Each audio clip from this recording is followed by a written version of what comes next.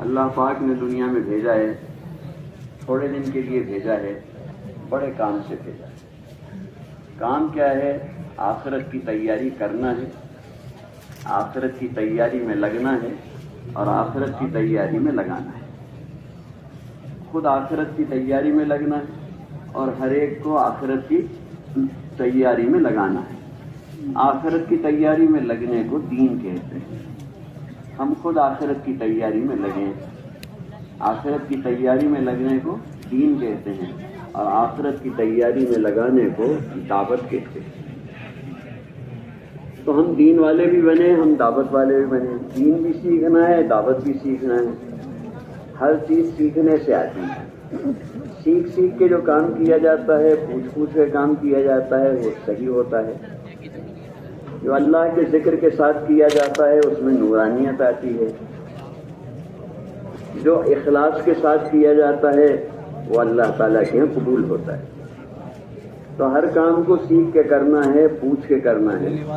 دین کے بارے میں علماء کرام سے پوچھ پوچھ کے کرنا ہے اور دعوت کے بارے میں جنہوں نے اپنے بڑوں سے سیکھا ہے ان سے پوچھ پوچھ کے کرنا ہے۔ جب پوچھ کے کریں گے تو صحیح کریں گے، اللہ کے ذکر کے ساتھ کریں گے تو اس میں نور آئے گا۔ آخرت کو سامنے رکھ کے کریں گے، اللہ کی رضا کے لیے کریں گے تو اس کے اندر قبولیت ہے۔ قبول ہو جائے گا تو آخرت میں بھی نفع دے گا اور دنیا میں بھی اس کی برکتیں ظاہر ہوں گی۔ اب دوستو بزرگوں، دنیا کی زندگی کا وقت جو ہے بہت مختصر سا ہے، ختم ہونے والا ہے، تھوڑے سے دن کی بات ہے۔ کب دنیا سے چلے جائیں کوئی کہہ نہیں سکتا۔ یہ بات پکی ہے، وہ دنیا کی سب سے پکی بات ہے کہ جو دنیا میں آیا ہے وہ جانے کے لیے آیا ہے۔ جو پیدا ہوا ہے اس کو مرنا ضرور ہے۔ کوئی بھی ایسا نہیں ہے جس کو مرنا نہ ہو، جس کو دنیا چھوڑ کر واپس جانا نہ ہو۔ بڑے بڑے مالدار وہ بھی چلے گئے، بڑے بڑے بادشاہ چلے گئے، بڑے بڑے حکیم اور ڈاکٹر چلے گئے اور بڑے بڑے ولی اور نبی چلے گئے۔ دنیا جو ہے ٹھہرنے کی جگہ نہیں ہے، رہنے سہنے کی جگہ نہیں ہے، یہ آخرت کی تیاری کی جگہ ہے۔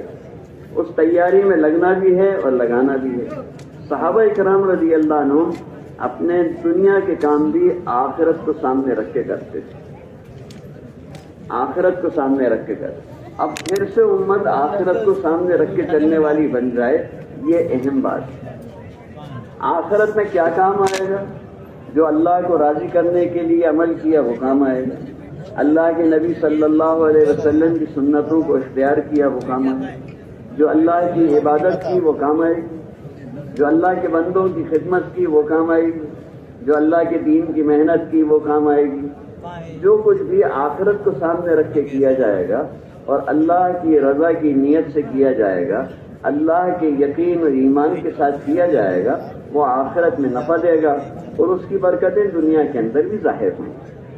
اب دوستو بزرگوں، دین سیکھنے کے لیے بھی اللہ کے راستے میں نکلنا ضروری ہے اور دعوت سیکھنے کے بارے میں بھی اللہ کے راستے میں نکلنا ضروری ہے، اور اپنے گناہوں کی معافی کے لیے بھی گھر چھوڑ کے نکلنا ضروری ہے۔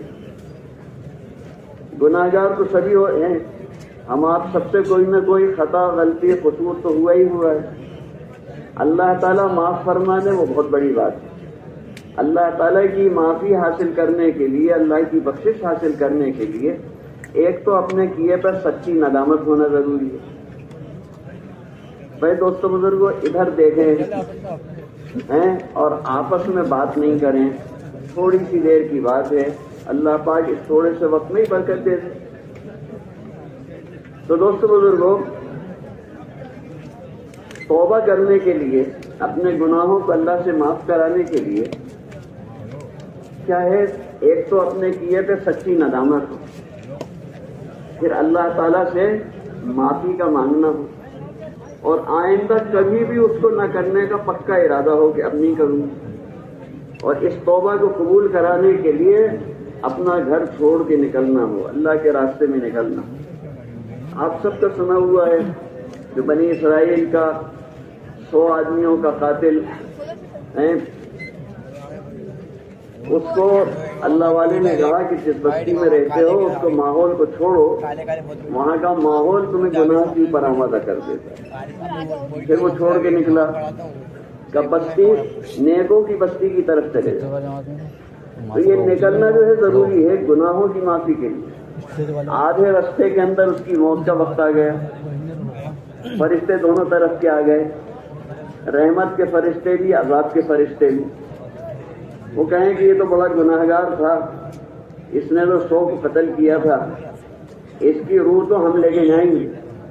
اور رحمت کے فرشتے کہیں کہ اس نے توبہ کر لی تھی، اس کی روح ہم لے کے جائیں گے۔ اللہ تعالیٰ نے تیسرے فرشتے کو بھیجا ان میں فیصلہ کرنے کے لیے۔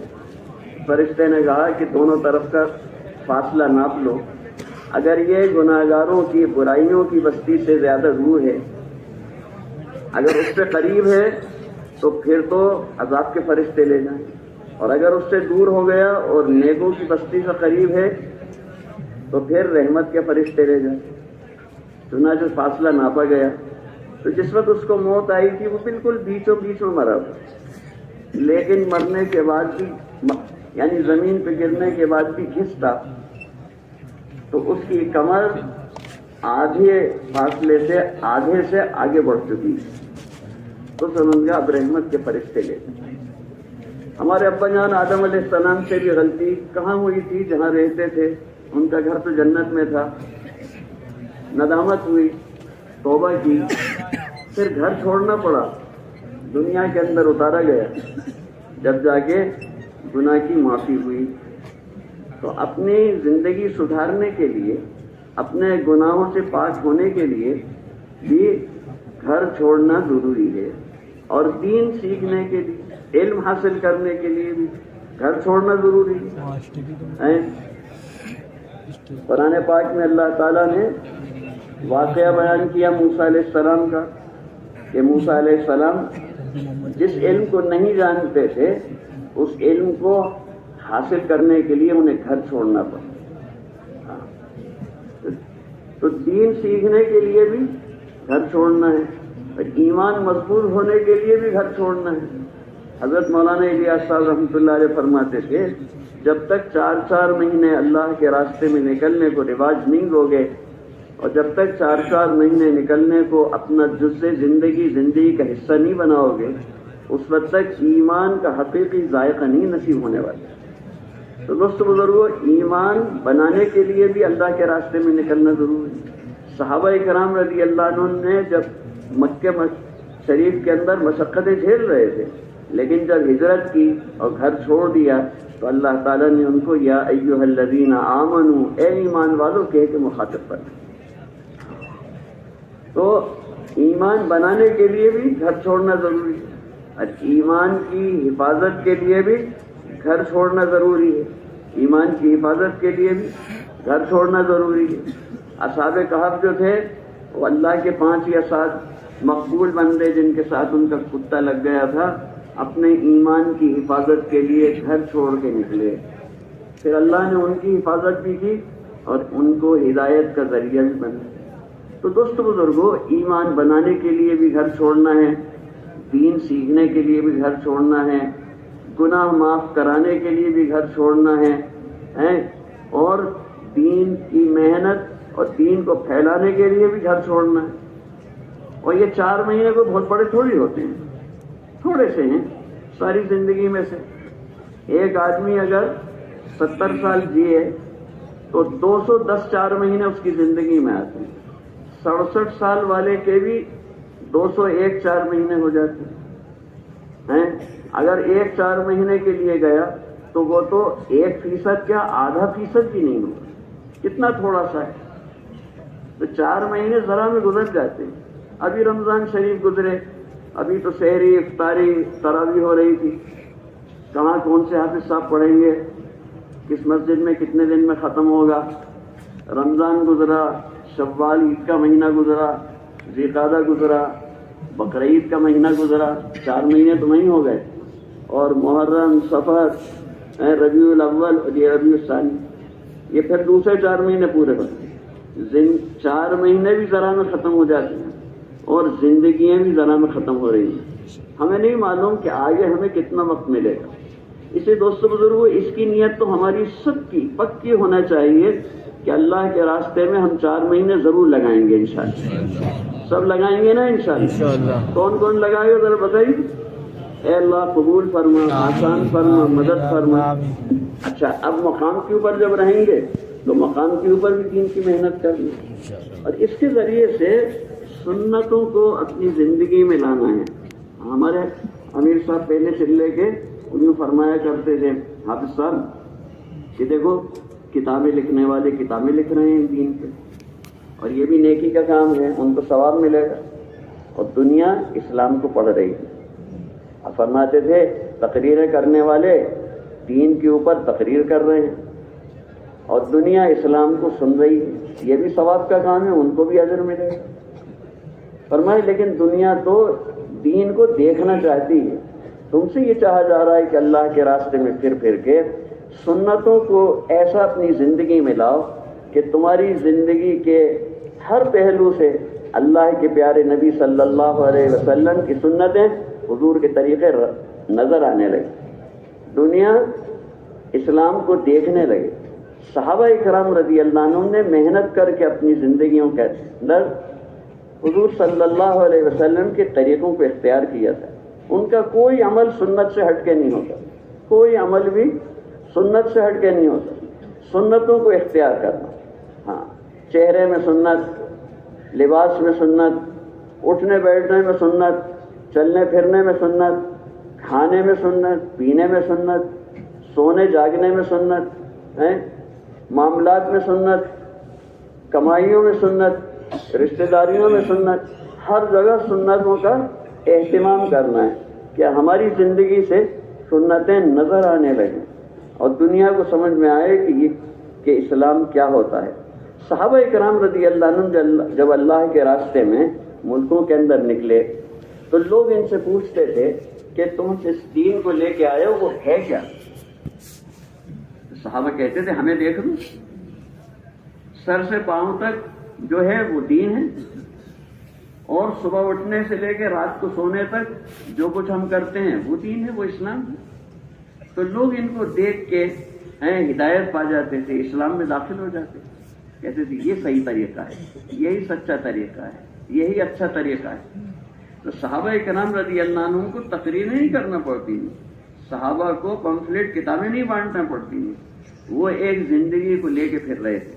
حضرت مولانا یوسف صاحب رحمۃ اللہ علیہ فرماتے تھے، ہم نے بڑوں سے سنا کہ سورج جب نکلتا ہے تو اپنے نور، اپنی روشنی کے ساتھ نکلتا ہے، تو کسی کو کہنے کی ضرورت نہیں پڑتی کہ یہ سورج نکل رہا ہے، یہ سورج نکل آیا ہے، بلکہ ساری دنیا کے اندر اس سے اجالا پھیل جاتا ہے. وہ اس روشنی کو لے کے پھرتا ہے تو ساری دنیا اس سے روشن ہوتی ہے. اب جو دین کو اپنی زندگی میں لے کے حضور صلی اللہ علیہ وسلم کے طریقوں کو اپنی زندگی میں لے کے پھرے گا تو ساری دنیا کے اندر اللہ کے دین کی چمک پھیل جائے گی. حضرت عبداللہ ابن مسعود رضی اللہ تعالیٰ عنہ فرماتے تھے کہ تمہارے نبی علیہ الصلاۃ والسلام کے لیے اللہ تعالیٰ نے ایسی سنتیں جاری فرمائی ہیں جو سراسر ہدایت ہے، ایک سرے سے دوسرے سرے تک ہدایت سے بھری ہوئی. اور یہ فرماتے تھے کہ یاد رکھو اگر نبی علیہ السلام کی سنت کو چھوڑ دو گے تو گمراہ ہو جاؤ گے، حضور کی سنت کو چھوڑنے سے گمراہ ہو جاؤ گے. اب جتنی حضور صلی اللہ علیہ وسلم کی سنتیں ہم سے چھوٹی ہوئی ہیں، اللہ معاف فرمائے، اتنی گمراہیاں ہماری زندگیوں کے اندر آئی ہوئی ہیں. اب جو جو سنت اختیار کرتے چلے جائیں گے وہ گمراہی ہماری زندگی سے دور ہوتی چلی جائے گی اور ہدایت ہماری زندگی میں آتی چلی جائے گی. حضور صلی اللہ علیہ وسلم کی سنتوں پہ ہی اللہ کی مددیں ہیں. ایک ایک سنت حضور صلی اللہ علیہ وسلم کی جو ہے اپنے اندر نور رکھے ہوئے، اللہ تعالیٰ کی مددوں کا خزانہ ہے. وہ قصہ سب کو معلوم ہے کہ جو قلعہ فتح نہیں ہوتا تھا، مہینہ بھر سے نہیں ہوا، اور حضرت عمر رضی اللہ عنہ سے عرض کو پیغام بھیجا گیا کہ آپ فوج بھیج دیجئے، اور فرمایا نہیں، تمہیں فوج کی ضرورت نہیں ہے، میں سمجھتا ہوں تم سے کوئی سنت چھوٹ رہی ہے جس کی وجہ سے اللہ کی مدد تم سے ہٹی ہوئی ہے. اس پہ غور کرو. صحابہ نے اس کو تلاش کیا تو معلوم ہوا کہ مسواکیں ختم ہو گئی تھیں. مسواکیں ختم ہو گئی تھیں، مسواکیں لائے اور مسواک کرنا شروع کیا. یعنی اس میں ایک بات اور بھی ہے کہ جب غور کیا تو صرف ایک مسواک کی سنت چھوٹ رہی تھی، باقی ساری کی ساری سنتوں کے اوپر یہ عمل کر رہے تھے. اس سنت کو اختیار کیا تو سامنے والوں نے دروازے کھول کے اور استقبال کیا، اہلاً و سہلاً، آپ تشریف لے آئیے، آ جائیے آ جائیے آ جائیے، آپ ہی کا گھر. سب لڑائی جھگڑا ختم ہو گیا. دنیا سے لڑائی جھگڑے ختم ہونے کے لیے حضور کے طریقے ضروری. دنیا میں امن امان قائم ہونے کے لیے حضور کے طریقے ضروری. مسلمان بننے کے لیے حضور کے طریقے ضروری. اور دنیا میں ہدایت پھیلے اس کے لیے حضور صلی اللہ تعالی علیہ وسلم کے طریقے ضروری. تو حضور صلی اللہ علیہ وسلم کی سنتوں کو اختیار ہم اطاعت والے بن جائیں، ماننے والے بن جائیں. شیطان ہم کو اپنی مرضی پہ چلنے والا بنا کہ ہمیں یہ اچھا لگتا ہے، ہمیں وہ اچھا لگتا ہے، ہم ایسے کریں گے، ہمارا جی تو یہ چاہ رہا ہے. نہیں، فرمایا تم میں سے کوئی مسلمان نہیں ہو سکتا جب تک کہ اس کی جی کی چاہت اس دین کے ان طریقوں کے تابع نہ ہو جائے جس دین کو میں لے کے آیا ہوں. اللہ کے نبی صلی اللہ علیہ وسلم کے طریقے جو ہیں وہ قبولیت، اللہ تعالیٰ سے قبولیت کی سند لے کے آئے ہوئے ہیں. اللہ تعالیٰ نے خود فرما دیا ہے کہ ہمارے حبیب صلی اللہ علیہ وسلم آپ ان سے کہہ دیجیے کہ اگر تم اللہ کی محبت چاہتے ہو یا اللہ کی محبت کے دعوے دار ہو تو تم میرے طریقے پہ چلو. جب میرے طریقے پہ چلو گے تو اللہ تعالیٰ تم کو اپنا چہیتا بنا دے گا. اللہ تعالیٰ چہیتا بنا دے گا اور تمہارے گناہوں کو معاف کر دے گا اور تمہیں جنتوں میں داخل فرما دے گا. اور چہیتا کیسا ہوتا ہے معلوم؟ پانی برسا تھا، بارش ہوئی تھی، کیچڑ ہو گئی تھی. ایک بڑے میاں جا رہے تھے، پاس میں ایک لیڈی جینٹل مین بھی جا رہے تھے. بڑے میاں جو پاس سے گزرے تو ان کی چپل سے چھینٹے اڑ گئے اس کی عورت کے کپڑوں کے اوپر. اس کے آدمی کو غصہ آیا، اس نے بڑے میاں کی ایک تماچا مارا. کپڑے دیکھ کے نہیں چلتا. بڑے میاں صبر کر کے خاموشی سے آگے چلے گئے. وہ اپنے گھر کی طرف، دروازے کی طرف مڑے دونوں، آدمی گرا اور مر گیا. عورت نے شور مچا دیا، بڈھے نے میرے آدمی کو مار دیا، بڈھے نے مار دیا. لوگ بڑے میاں کو پکڑ لائے. بڑے میاں نے کہا بھائی میرے ہاتھ میں، کمزور آدمی، میرے ہاتھ میں وہ ہتھیار کیا، میرے پاس تو ڈنڈا بھی نہیں ہے، میں کیسے مار دیتا. لوگوں نے کہا کہ بات تو آپ صحیح کہہ رہے ہیں لیکن یہ عورت کیوں کہہ رہی ہے کہ آپ نے مار دیا. تو بڑے میاں نے کیا فرمایا؟ فرمایا بھائی بات یہ ہے کہ یاروں کی ٹھن گئی، یاروں کی ٹھن گئی. اس کے یار نے مجھے مارا تو میرے یار نے اسے مار دیا. تو جو اللہ کا چہیتا ہو جائے، اللہ کا لاڈلا ہو جائے، اللہ اس کے ساتھ ہو جائیں، اس سے بڑی طاقت کس کے پاس ہے؟ اور اللہ کا چہیتا بنتا ہے حضور پاک صلی اللہ علیہ وسلم کے طریقوں کو اختیار کرے، سنتوں کو اختیار کرے، ماننے والا بنے.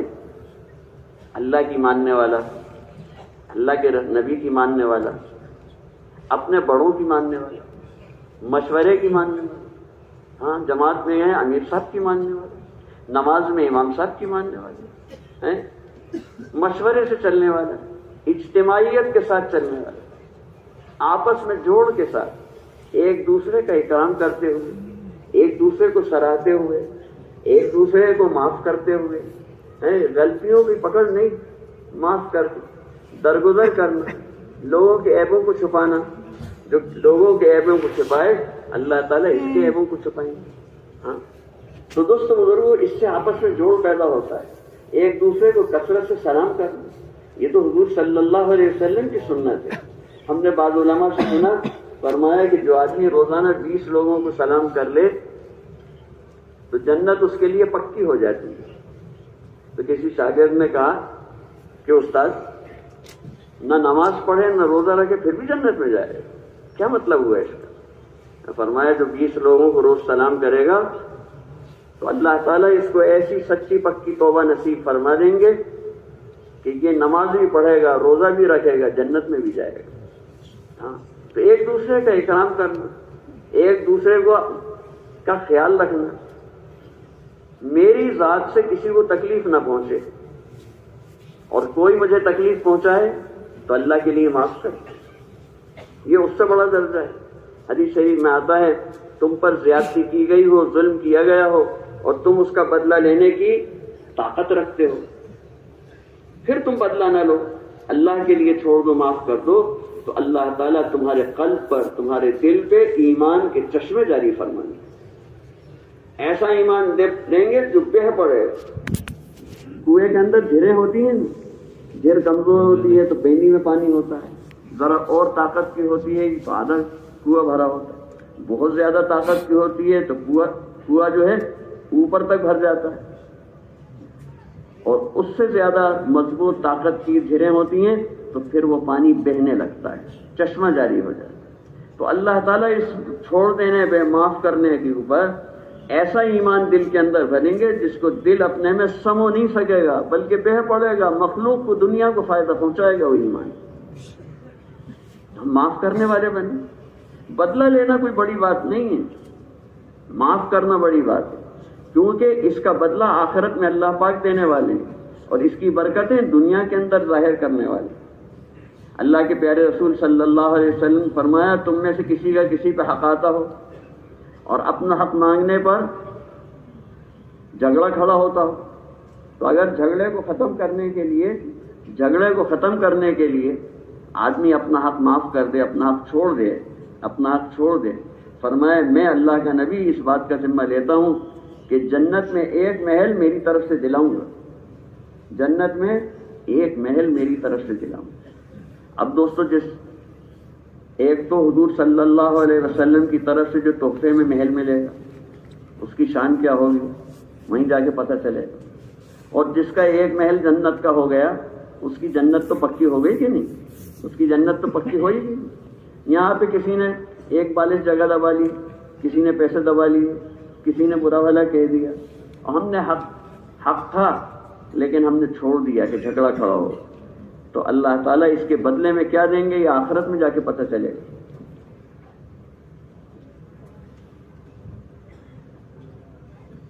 تو دوستو بزرگوں، ایک پیار محبت کا، اجتماعیت کا ماحول بنانا ہے، ہاں ہم آپس میں جڑے ہوئے ہوں، سب کو اپنے سے جوڑ لیں، یہ حضور صلی اللہ علیہ وسلم کی بہت بڑی سنت ہے۔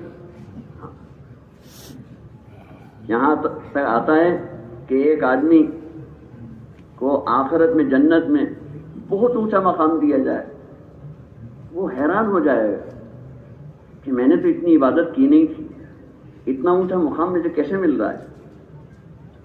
تو پوچھے گا تو اس سے کہا جائے گا اے ہمارے بندے، فلاں موقع کے اوپر مسلمانوں میں آپس میں توڑ پیدا ہونے والا تھا، تو نے ایک بات کہہ دی تھی، ایک جملہ کہہ دیا تھا جس سے ان کے اندر جوڑ پیدا ہو گیا تھا، یہ اس جوڑ کے پیدا کرنے کا صلہ ہے جو تجھ کو دیا جاتا ہے۔ اور ایک آدمی کو جہنم کی گہرائیوں میں پھینکا جا رہا ہوگا تو وہ حیران ہوگا اور کہے گا کہ گناہگار تو سبھی ہوتے ہیں، مگر میں اتنا بڑا پاپی بھی نہیں تھا کہ جو جہنم کی اتنی گہرائی کے اندر پھینکا جا رہا ہے۔ تو اس سے کہا جائے گا کہ فلاں موقع کے اوپر تو نے ایک بات کہہ دی تھی جس سے مسلمانوں کے ایک طبقے میں آپس میں توڑ پیدا ہو گیا تھا، یہ اس توڑ کی سزا ہے۔ تو ہم جوڑ کا ذریعہ بنے، مسجد کے اندر بھی سب سے جڑے ہوئے، محلے میں بھی، گھر میں بھی، اس کے لیے صبر اور برداشت کو اختیار کرنا ہے، ہر ایک کا اکرام کرنا ہے، ہر ایک کے دکھ درد میں شرکت کرنا ہے، یہاں تک کہ ہماری مسجد وار جماعت جو ہے نا، سارے محلے کو جوڑ کے اپنی مسجد کی جماعت میں شامل کریں، اور محلے کے اندر جس کسی کے یہاں کوئی بھی بات ہے، خوشی کی غم کی، ہم اس کے اندر آگے ہوں۔ کوئی بیمار ہو گیا تو اس کی عیادت کے لیے، کوئی گر گیا، کسی کا ایکسیڈنٹ ہو گیا، بتائیے ہم کیا آپ کی خدمت کر سکتے ہیں۔ ایک آدمی کسی کے یہاں میت ہو گئی تو تعزیت کے اندر ہم سب سے پہلے، یعنی آپس کے اندر ایک جوڑ کا ماحول بنانا ہے، اجتماعیت۔ مسجد میں امام صاحب سے بھی جڑے ہوئے، جماعت میں امیر صاحب سے بھی جڑے ہوئے، آپس میں ایک دوسرے سے بھی جڑے ہوئے، جماعت کی صف میں ایک دوسرے سے جڑے ہوئے، جماعت میں نکلے تو وہاں آپس میں ایک دوسرے سے جڑے ہوئے، اجتماعیت ساری دنیا کے اندر قائم ہے، اجتماعیت ہے، اور خاص طور سے جو اپنے بڑے ہیں یعنی بڑی عمر کے ہیں، رشتے میں بڑے ہیں، جماعت میں پرانے ہیں، ان کو خوشامد کر کر کے اپنے ساتھ لینا ہے۔ ان کے اندر بزرگوں میں بڑی برکت ہے، ان کو ساتھ لینا ہے۔ یہ نہیں کہ اب یہ بوڑھے ہو گئے ان سے گشت تو کرتے نہیں بنتا، چلو چھوڑو یار ہم تو خود ہی کر لیں گے، نہیں، بڑوں کو اپنے آگے رکھ کے ان کا اکرام کر کے ان کی عزت کر کے ان کو ساتھ لے کے چلنا۔ کیا خبر کہ جس زمانے میں ہم تبلیغ میں کیا دنیا ہی میں نہیں آئے تھے، اس زمانے میں کس مسجد سے ان کا بستر پھینکا گیا ہو، کہاں ان کو گالیاں دی گئی ہوں، کہاں ڈنڈا پڑا ہو، دھکا دیا گیا ہو، کیا خبر ان کا کون سا عمل اللہ تعالیٰ کے ہیں ان کو مقبول بنا چکا ہو۔ ان کی قدر کرنا ہے، ہر ایک کو جوڑنا ہے، چھوٹوں کو بھی بڑوں کو بھی، امت کے اندر اجتماعیت قائم کرنا، اور ہر ایک کو آخرت کی فکر کے اندر لگانا، ہر ایک آخرت کی فکر میں لگے، فکر آخرت کی ہو جائے اور طلب دین کی ہو جائے، سچی طلب دین کی، اور شوق سنتوں کا ہو جائے، اور حوصلہ عزم اللہ کے راستے میں اپنی جان مال لگانے کا ہو جائے، سنتوں کا شوق پیدا کرنا۔ ایک بزرگ فرمانے لگے، میاں میں آپ کو ایک گر کی بات بتاؤں؟ میں نے کہا جی فرمائیے۔ کہنے لے سر قابو میں کر لو سب قابو میں آ جائے گا۔ میں کہا حضرت کیا مطلب ہوا اس کا؟ فرمایا سب سے پہلے شیطان سر سے ٹوپی اترواتا ہے، سر ننگا مت ہونے دو، پھر ساری سنتوں پہ عمل کرنا آسان ہے۔ آدمی سر سے ٹوپی اتارتا ہے، پھر دھیرے دھیرے ایک ایک سنت شیطان چھوڑوانا شروع کر دے۔ تو دین پہ جمنا ہے اور دین میں عزت سمجھنا ہے۔ ملک کے شام میں یا جہاں بھی سامنے والے بڑی ترقی یافتہ قوم کے حکومت والے ہار گئے، دسترخوان پہ بیٹھے تھے، صحابہ بھی بیٹھے تھے، تابعین بھی تھے، سامنے ان کے ہارے ہوئے جنرل کرنل بھی تھے۔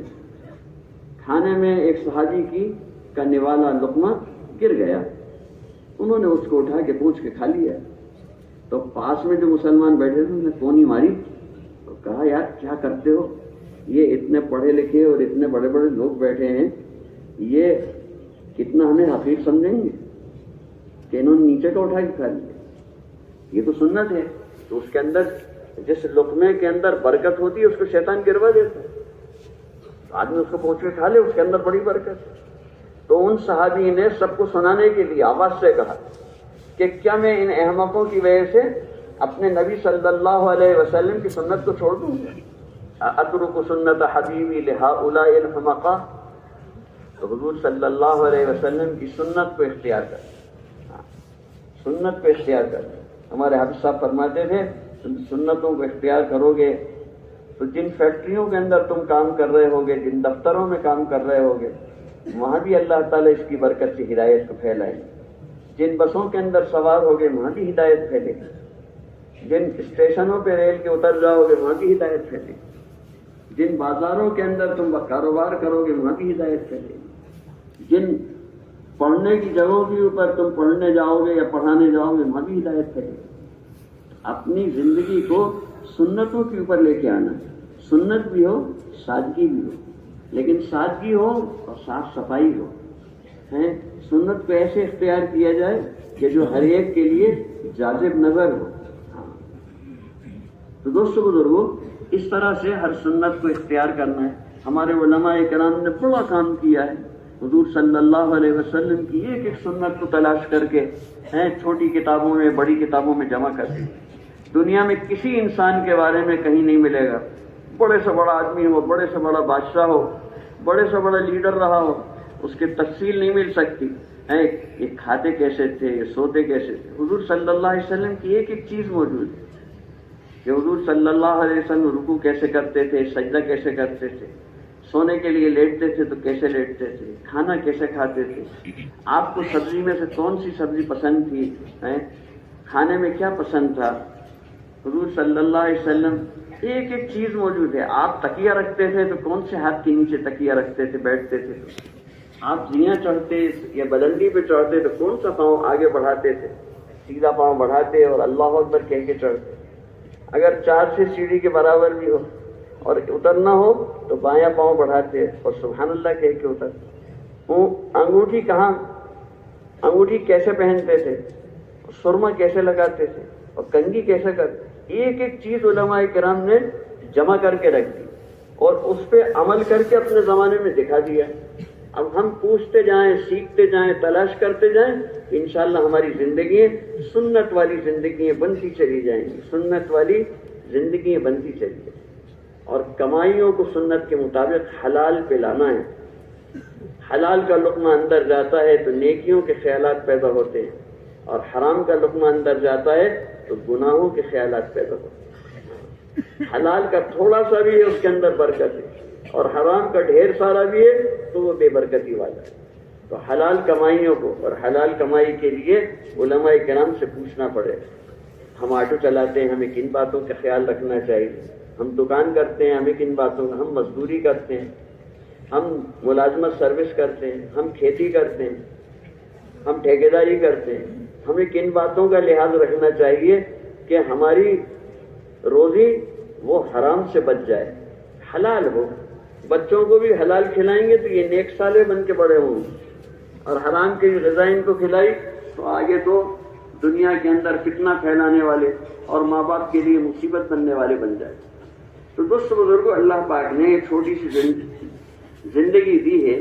اس زندگی کو اللہ کی مرضی پہ لگا کے اور آخرت کی کمائی کے اندر لگانا. ہاں، دنیا کے اندر اپنی نگاہوں کی حفاظت، جو کہتے ہیں جو نگاہوں کی حفاظت کرتے ہیں ان کی نظر میں اثر پیدا ہو جاتا ہے. ہم نے پرانے لوگوں سے سنا کہ حضرت جی مولانا یوسف صاحب رحمۃ اللہ علیہ بیان فرما رہے ہوتے تھے، بیان کرتے کرتے جس حصے کے اوپر مجمع میں نظر ڈالتے تھے یہاں سے وہاں تک کھلبلی مچ جاتی ہے. جو نگاہوں کی حفاظت کرتے ہیں ان کی نظر میں اثر پیدا ہو جاتا ہے، جو زبان کی حفاظت کرتے ہیں ان کی بات میں اثر پیدا ہو جاتا ہے. تو اپنی آنکھوں کی حفاظت کرنا ہے، اپنی زبان کی حفاظت کرنا ہے، اپنے کانوں کی حفاظت کرنا ہے. حدیثوں کے اندر آتا ہے، علماء کرام سے ہم نے سنا کہ میوزک کی آواز، موسیقی کی، گانے باجے کی آواز جس طرح سے بارش کا پانی زمین سے ہریالی کو اگاتا ہے، سبزہ اگاتا ہے، ایسے گانے باجے کی آواز دل کے اندر نفاق کو اگاتی ہے. تو اپنے کانوں کو بچانا ہے، اپنی آنکھوں کو بچانا ہے، اپنی زبان کو بچانا ہے. تو دوستو بزرگوں، اس طرح سے اپنی زندگی کو سنت کے مطابق لانا ہے. اس کے اندر سنت میں کشش ہے، سنت میں ہدایت. اور دوستو بزرگوں، اللہ کے بندوں کے ساتھ اچھا برتاؤ کر کے ان کے دل میں محبت پیدا کرنا ہے. جب دل میں ان کے محبت اور عظمت پیدا ہوگی تو ہماری دعوت کو وہ غور سے سنیں گے اور دلچسپی سے سنیں گے اور اس کو لیں گے، اور اللہ کا ذکر کر کے، عبادت کر کے، تہجد پڑھ کے، نفلیں پڑھ کے، تسبیح پڑھ کے، تلاوت کر کے اس کے اندر تاثیر پیدا کرنا ہے، نور پیدا کرنا ہے، اللہ کا قرب حاصل کرنا ہے. پھر دعاؤں میں قبولیت آئے گی. تو اللہ تعالیٰ کی خوشامد کرنا ہے کہ اللہ پاک بندوں پہ رحم فرما دے، اور بندوں کی خوشامد کرنا ہے کہ بندے اللہ کی ماننے والے بن جائیں. جب اس کو کریں گے تو دنیا اور آخرت سب کی سدھرے گی اور ہماری سب سے زیادہ سدھرے گی. اتنی سی بات ہے، چھوٹی سی بات ہے، بس اپنی جان، اپنا مال، اپنا وقت سب اللہ کی امانت سمجھتے ہوئے اللہ کے دین کے لیے لگا ڈالنا ہے. ٹھیک ہے، کریں گے نا انشاءاللہ. اچھا، آپ کو یہ تو معلوم ہے کہ صبح شام کی 3 تسبیحات ہوتی ہیں، ایک تیسرے کلمے کی، ایک درود شریف کی، ایک استغفار کی. جو تیسرا کلمہ 100 مرتبہ پڑھتا ہے تو اللہ تعالیٰ کی طرف سے 40,000 نیکیاں اس کو حاصل ہوتی ہیں. 40,000 نیکیاں حاصل، اور 400 درخت اس کے لیے جنت میں لگ جاتے ہیں. ایسے ایسے درخت کے جن کا تصور دنیا میں نہیں کر سکتے. اور اس کے لیے 100 غلام آزاد کرنے کا ثواب، اور 100 اونٹ قربانی میں ذبح کیے اور قبول ہو گئے اس کا ثواب، اور 100 گھوڑے مائے سامان لگام کے اللہ کے راستے میں دینے کا ثواب. اور اتنا ثواب جو زمین سے لے کے آسمان تک کو بھر دے. اور یہ کلمہ جو بندہ جو پڑھتا ہے تو یہ جا کے عرش کا چکر لگاتے ہیں، طواف کرتے ہیں، اپنے پڑھنے والے کا وہ تذکرہ کرتے ہیں، فلاں نے ہمیں پڑھایا۔ تو دوست بزرگ، یہ بڑی بڑی برکت والے کلمات ہیں، اور جو درود شریف 100 مرتبہ پڑھتا ہے اللہ تعالیٰ اس پہ 1000 رحمتیں نازل کرتے ہیں، 1000 خطائیں معاف کرتے ہیں۔ جو 100 مرتبہ پڑھا 1000 رحمتیں نازل کرتے ہیں، 1000 خطائیں معاف کرتے ہیں، 1000 درجے بلند کرتے ہیں، 1000 غلام آزاد کرنے کا ثواب دیتے ہیں۔ اس کی پیشانی کے اوپر لکھ دیا جاتا ہے کہ یہ نہ منافق ہے نہ جہنمی ہے، اور اللہ کے رسول صلی اللہ علیہ وسلم قیامت کے دن اس کی شفاعت کریں گے، سفارش کریں گے کہ اللہ یہ میرا آدمی ہے، اس کو معاف کر دیجیے۔ اور شہیدوں کے ساتھ اس کا حشر ہوگا، شہیدوں والی جنتیں دی جائیں گی۔ اور جو شخص استغفار کی کثرت کا اہتمام کرتا ہے تو وہ اعمال نامہ تلنے کی ترازو میں زیادہ بھاری ہوگا جس میں استغفار زیادہ ہوگا، اور جو استغفار کرتا ہے تو اللہ کے عذاب سے محفوظ ہو جاتا ہے، اللہ تعالیٰ اس کو عذاب نہیں دیتے۔ اور جو استغفار کی کثرت کا اہتمام کرتا ہے تو اللہ پاک ہر قسم کی تنگیوں سے نکلنے کا راستہ بنا دیتے ہیں، مشکلوں کو اس پہ آسان فرما دیتے ہیں، ایسی جگہ سے اس کی ضرورتیں پوری ہونے کا اور اس کے روزی روزگار کا انتظام کرتے ہیں جہاں سے خیال گمان بھی نہیں ہوتا، اور یہ استغفار اس کے گناہوں کا کفارہ ہو جاتا ہے۔ اور استغفار روزی کو ایسا کھینچتا ہے جیسے مقناطیس لوہے کو کھینچتا ہے۔ یہ دنیا کی برکتیں بھی ان تسبیحات کے اندر ہیں، اور آخرت کے بڑے بڑے مقامات ان تسبیحات کے ہیں۔ اب اس وقت میں ہم آپ سب جیب سے تسبیح نکال لیں، اور اگر کسی کے پاس تسبیح کہیں چھوٹ چھاٹ گئی ہو، گم گئی ہو نا، تو انگلیوں کے اوپر پڑھ لیں، 100 مرتبہ تیسرا کلمہ، 100 مرتبہ درود شریف، 100 مرتبہ استغفار۔